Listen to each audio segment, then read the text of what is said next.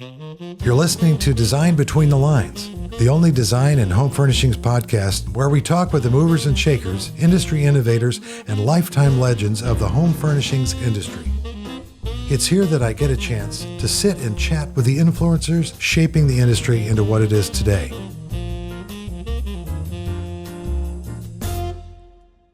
With over 25 years' experience in the home furnishings industry, Caroline Hipple has certainly made her mark in both furniture design and strategic marketing.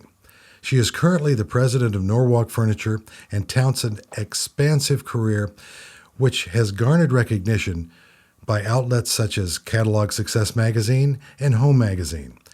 She's been a recipient of the prestigious With It Legacy Award and continues to demonstrate a propensity for leadership and an irrefutable passion for all things color, design, and architecture. Caroline, welcome. Well, it's so nice to be here. Thanks for having me. Oh, I was so excited to meet you at the With It Wow Awards in Las Vegas just recently, and what a surprise and what a fun thing to get to know you a little bit when we were there. But now I get to know you a little bit better. I look forward to that in the next few minutes. I want to start because I realized in reading your bio that your father was an architect. Yes, is that he correct? was. So let's go back to your youth. Your father being an architect, did that influence your decisions about schools or later on your career choices? I mean, how did that affect you? And maybe tell me a little bit about your growing up with a father who was an architect and in that home. And Well, Daddy was an architect, and my mom also was a research chemist, and she was one of only 40 women at Virginia Tech, first class, and the only scientist. And so they are both very progressive. And Daddy, I grew up in Lynchburg, Virginia, not far up the road, believe it or not. Well, I lived there for a couple of years, so we'll share notes on that. So there was a modern house on Link Road. That Yes. was my father's house. Outstanding.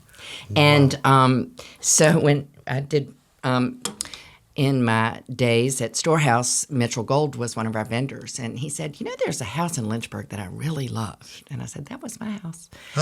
Because nobody has modern houses in Lynchburg, Virginia. And no bank would finance my father's design. So his father was a contractor. So fortunately, they built the house. And my mom wanted a Vladimir Kagan serpentine sectional, and she couldn't get one in Virginia. So she went to the shop class in 1955 at EC Glass High School and built one. So I grew up with her version of Vladimir's sectional. Now, I'm guessing you went to EC Glass as well. Well, I didn't. My dad did, but I went to a small girls' school. And so I learned there that no was not an answer, and that I could do whatever I wanted to, or so I thought. and so the first book that my parents gave me was an Italian Renaissance art book. Wow. The first movie I went to see at 5 was Ben-Hur. So my parents were pushing us a lot and teaching us to see. To see is the major thing I remember is my mother and my father saying, look at that, look at that, look at the color of the bronze leaves in the fall. It's as beautiful as the green in the spring, it's just different. So, and then we would go to Richmond and look at stores. We would look at stores. And there was a design store in the early 60s. And we would go in and examine all the furniture. And so I say to my friends that are parents, I said, be careful what you expose your kids to because they will use it later.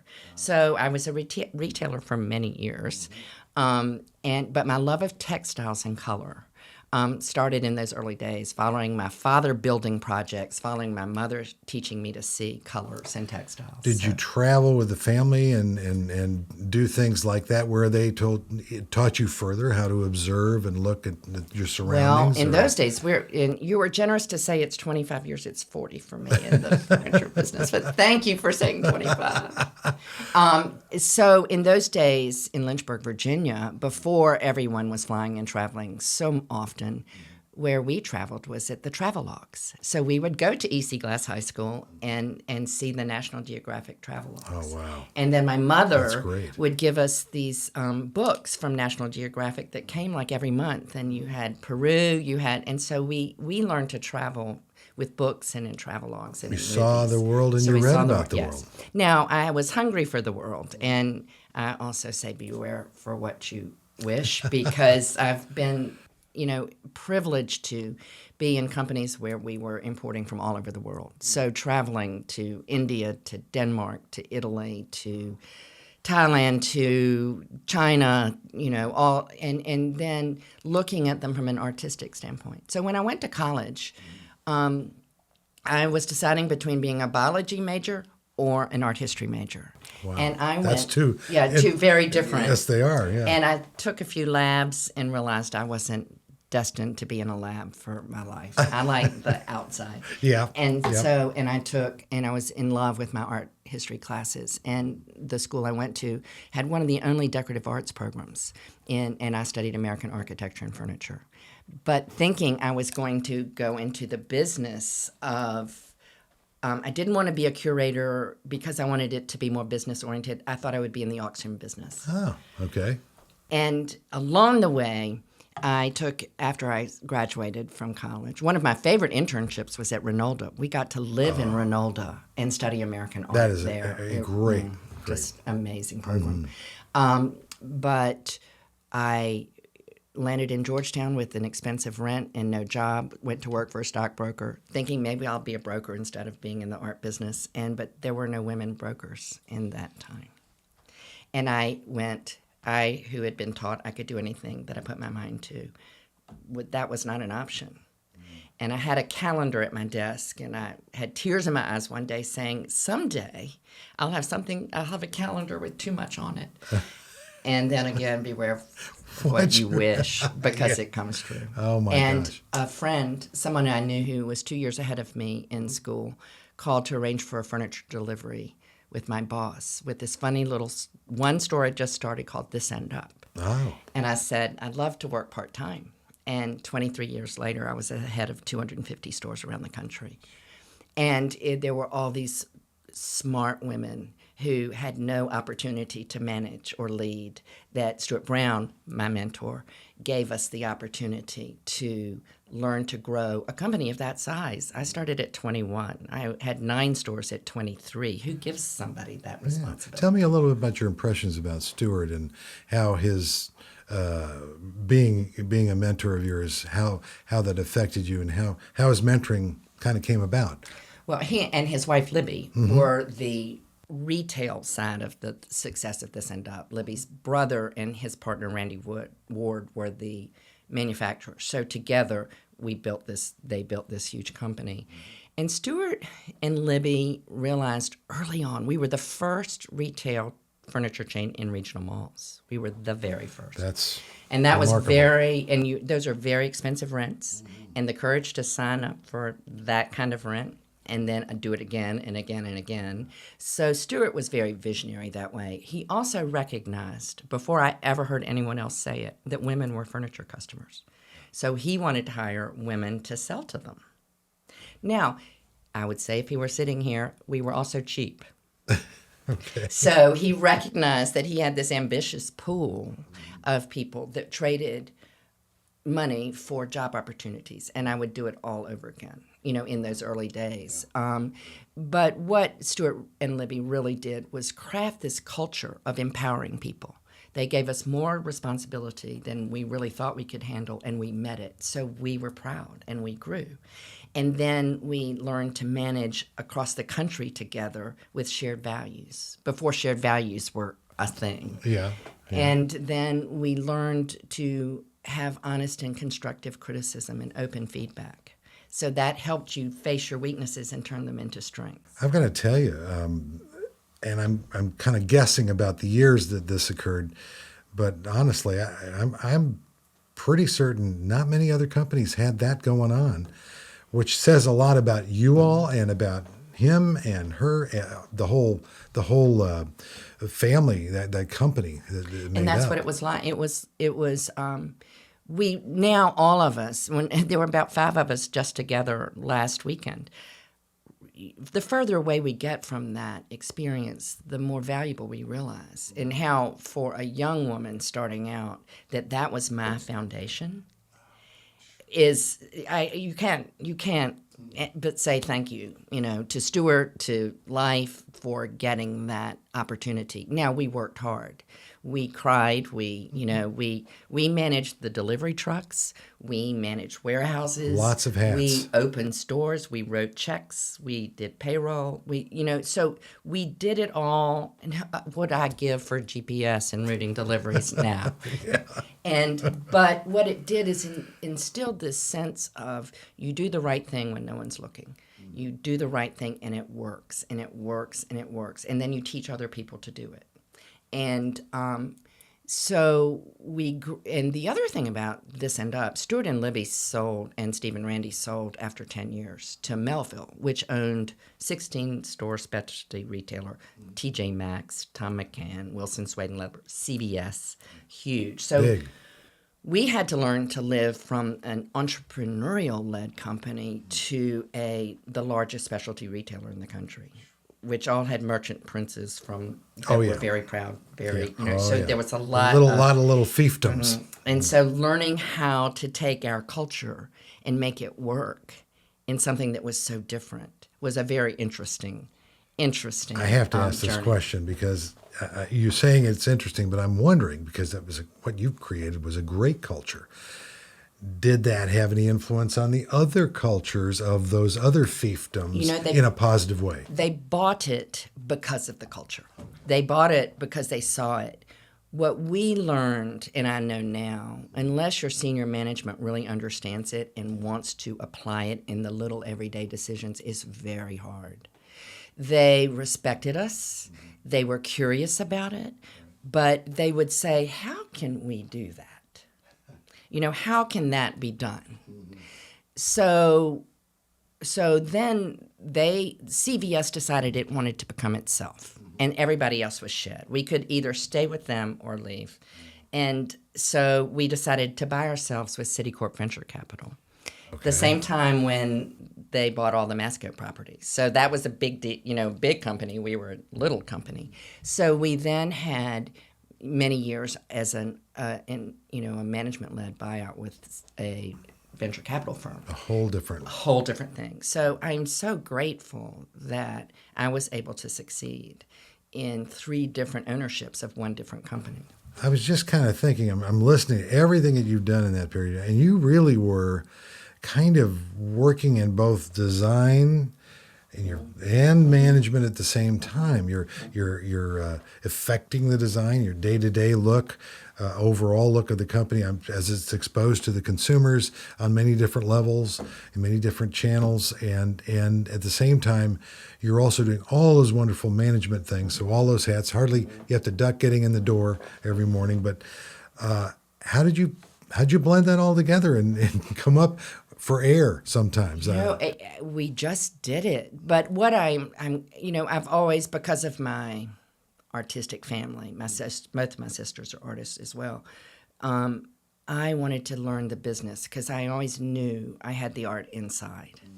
So the first 13 years of my career was learning how to open stores, hire people, managing teams, managing bigger. So I had operations as a foundation. And that is why I've been able to be successful, I think, through all sorts of challenges and ups and downs.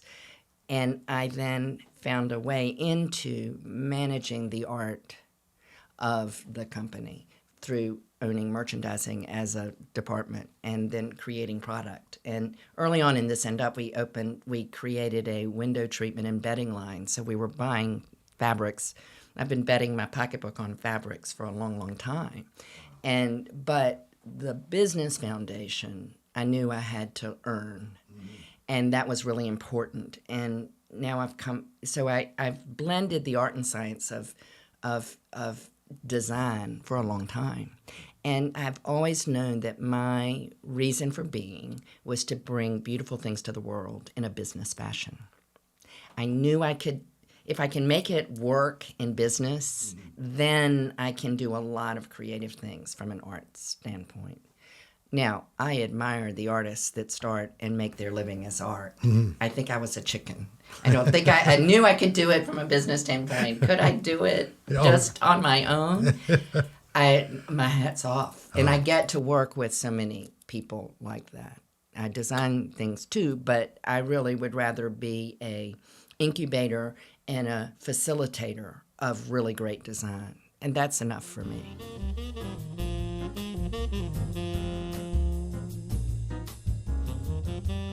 Well, we just talked a little bit about kind of the design and the management roles and how they kind of blended together and one supporting the other and stuff. Well, tell me a little bit more about, as time rolled on, what was next for Caroline Hipple?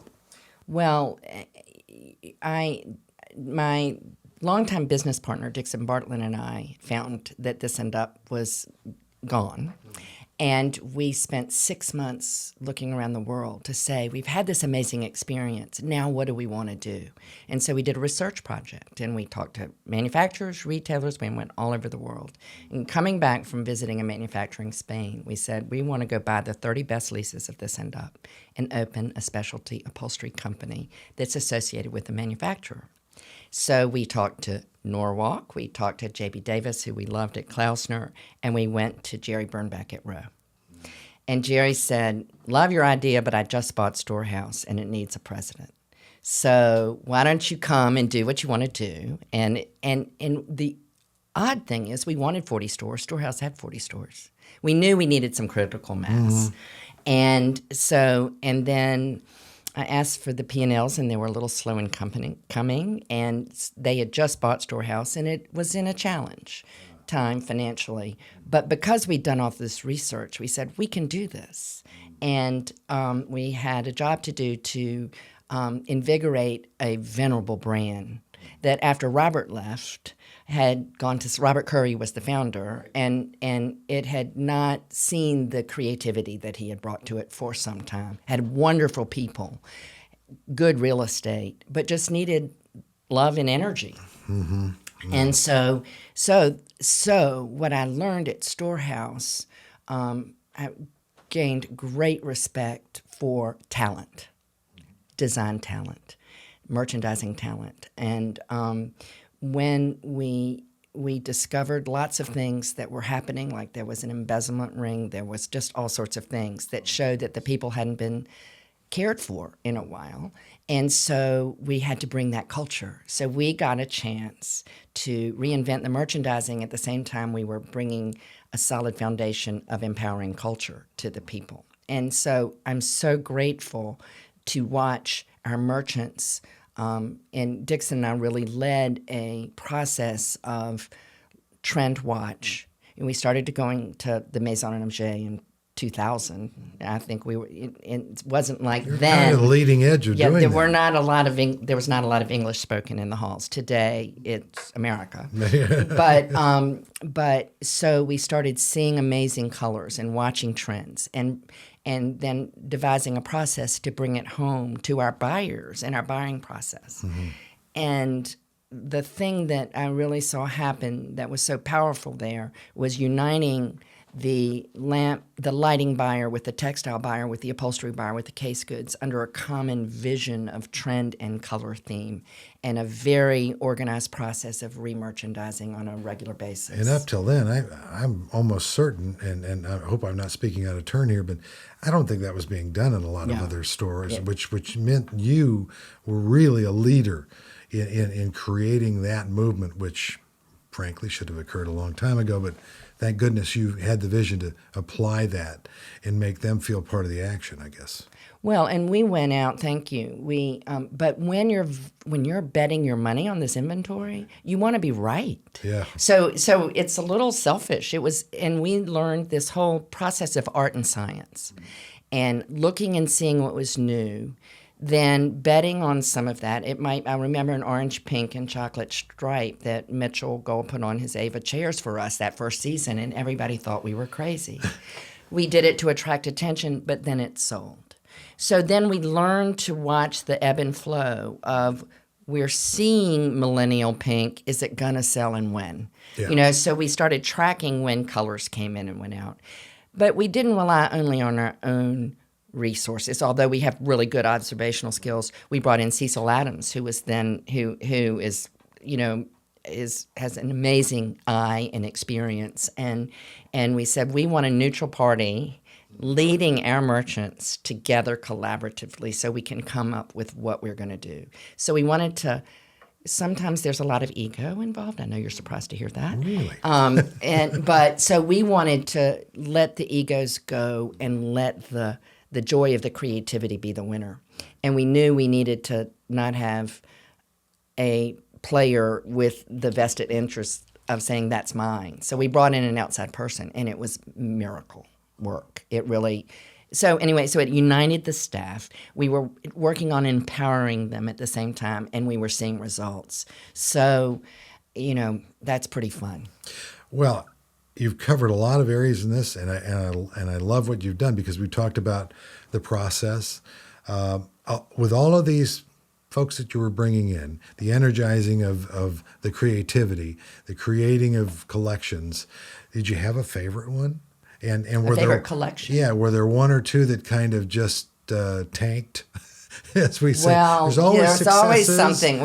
There's a fabric we used at this end up, and we call it Volare because it really tanked. And all of us that bet on it, and remember, when we see a dog, we say Volare, and because we know what we mean with that.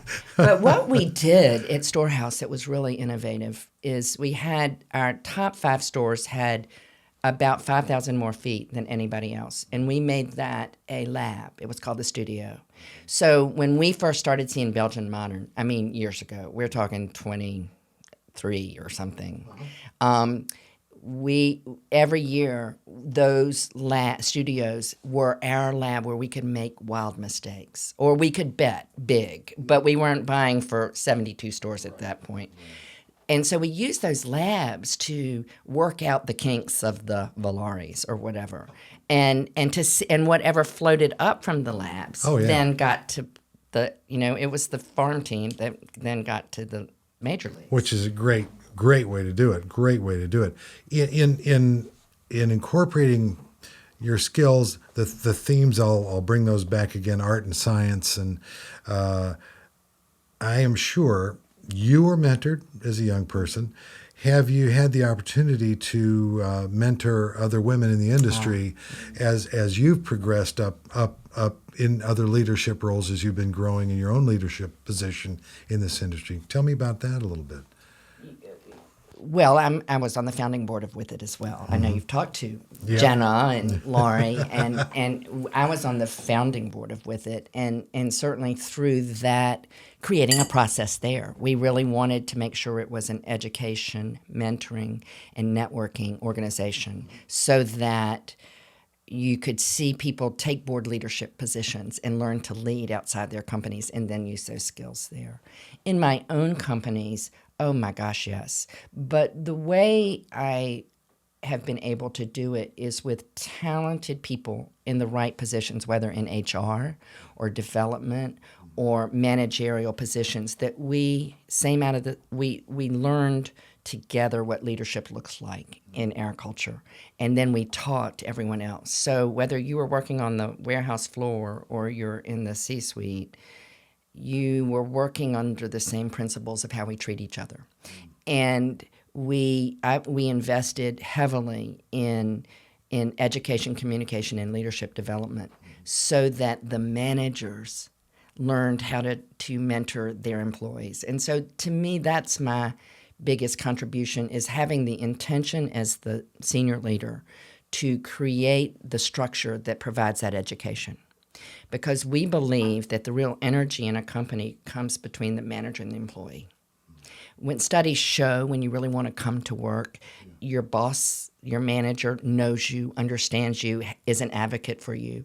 You believe in what the company stands for, and you have friends at work. Those are really the core things. So we said, what does that mean? What does that look like from a process? Yeah. And we wrote a book about it called A Pathway to Profit. And there were 4 of us that were in both This End Up and Storehouse. And it's using the principles that we learned and used to grow This End Up to turn around Storehouse. So we wrote it down as a tribute to our mentor, who was dying just then of lung cancer. But we wrote it as a tribute to Stuart. Is it available? It is. How would someone... Amazon. Amazon. Okay, great. So That's terrific. I Thank call you. it the best bedtime reading ever. It's like Ambien. So one chapter, All right, it's a pretty well. dense business book, but it's full of great nuggets of how do you, it's the intangible gray of people being turned on about their work, and then how do you make that a process that creates it? And it's the design of a business culture, just like having a good process for beautiful design to come forward. It's all about thought and process. And then you put in the talent of the artist that is supported by a process, and that's where the magic happens.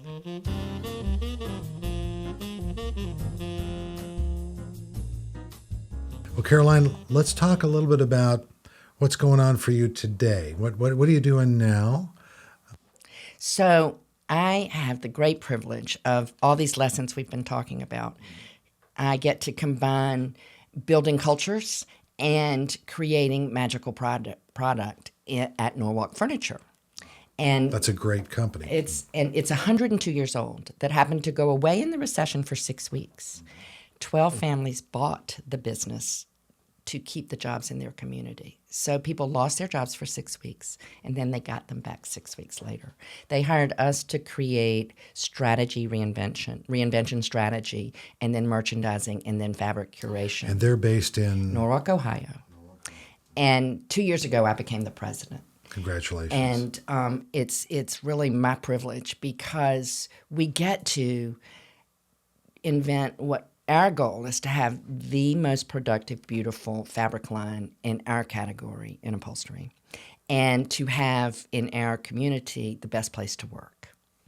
And we have incredible people, and we have all this experience, and we have this passion about fabrics and frames.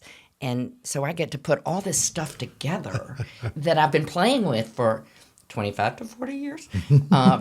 And so it happens there. And we're just getting ready for our April market. And, it's going to be Pretty exciting? very exciting. Well, speaking of that, I mean, I know you're continuing to trend watch as you developed that skill way back when. What is you notice I'm not using a number. Right. Thank you very much. 10 years ago. Yes. Yeah. Just yesterday. The current trends in the industry. What are you seeing? What are you getting feelings for? What are your other folks in your team kind of telling you these days? It's I am so excited about where we're going, marrying the availability and the transparency of the internet, podcasts, what we're doing right now, YouTube, with blocking and tackling basic business, manufacturing, retailing, and internet. And I think the wise people are trying to figure out how to use all those tools and put them together for a powerful experience for the end consumer.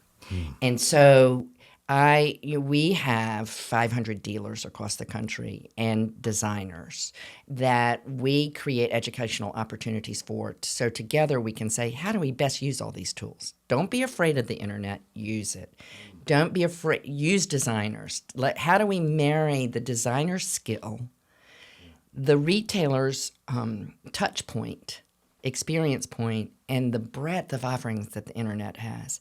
The wise people are going to start with the consumer and work back and play in all of those different areas. So it's really about mastering this communication, all the tools you have now that they didn't exist when we all started in this business. So I'm excited that you all are applying that.